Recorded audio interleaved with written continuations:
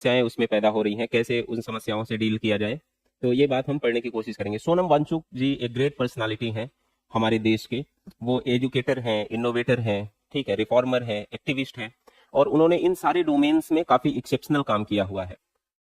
आप समझिए, इनोवेशन में उन्होंने साइंटिफिक टेम्पर को बढ़ाया है, देश के अंदर साइंटिफिक एडवांसमेंट पे फोकस किया है, और उनका अपना जीवन भी काफी स्ट्रगल से भरा रहा है। बचपन से ही उनको स्कूलिंग एजुकेशन की अपॉर्चुनिटी नहीं मिली थी, 9 साल तक उन्होंने घर में ही शिक्षा ग्रहण किया, ठीक है। This was misfortunate. क्या हमारे लद्दाख में इतनी बुरी कंडीशन थी, और क्या अभी कुछ कंडीशन बदल गई है? उनके जीवन से आप देख सकते हैं, he did not get the opportunity to educate, to get education in the school, right, there was no opportunity in the Ladakh, right. तो ऐसा सिनेरियो है, था हमारे लद्दाख में, अभी भी मोर और लेस कंडीशन वही है, ठीक है। फिर उसके बाद उनको अपॉर्चुनिटी मिली स्कूल में पढ़ने की, तो वहां पे डिस्क्रिमिनेशन, भेदभाव, और वो एकदम से बिना स्कूलिंग के एक्सपीरियंस के किसी स्कूल में आए थे, तो टीजिंग वगैरह फेस करना पड़ा, काफी डिस्क्रिमिनेशन, ह्यूमिलिएशन उनको फेस करना पड़ा, even from the faculty part also.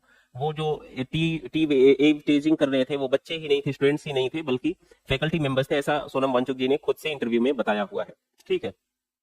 तो ये हुआ, then he got opportunity to to get education in Delhi, and he graduated from the Ladakh, itself, the Jammu and Kashmir में उन्होंने एनरोल किया, और इंजीनियरिंग में उन्होंने डिग्री हासिल किया। After that he did a lot contribution to our society, right. उन्होंने ढेर सारे इनोवेशंस किए, उसमें से कुछ हमने लिखे हैं, ऑपरेशन न्यू होप, आइस पूता, आर्टिफिशियल ग्लेशियर्स, ये ऐसे कंसेप्ट उन्होंने बनाए जिनके लिए वर्ल्ड ने उनको रिकॉग्नाइज किया, वर्ल्ड ऑर्गेनाइजेशन ने उनको रिकॉग्निशन दिया, ठीक है, इन साइंटिफिक एडवांसमेंट्स के लिए, डिस्कवरीज के लिए, ठीक है।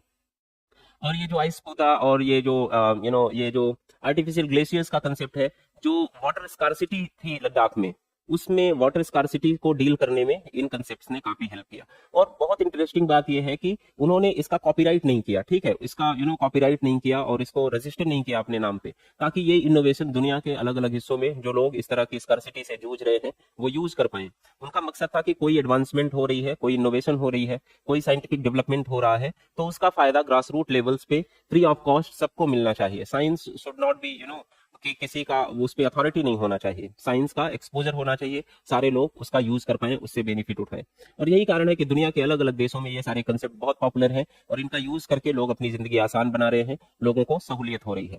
अगर अवार्ड्स की बात करें, इनको मोर देन 15 अवार्ड्स मिले, और ग्रेट अवार्ड्स मिले, ठीक है। इन सारे अचीवमेंट्स को दुनिया ने रिकॉग्नाइज किया, एंड 2018 में इनको रेमन मैग्सेसे अवार्ड दिया गया, ठीक है। Ramon Magsaysay award is not the ordinary award, it is also called as the Nobel prize of Asia.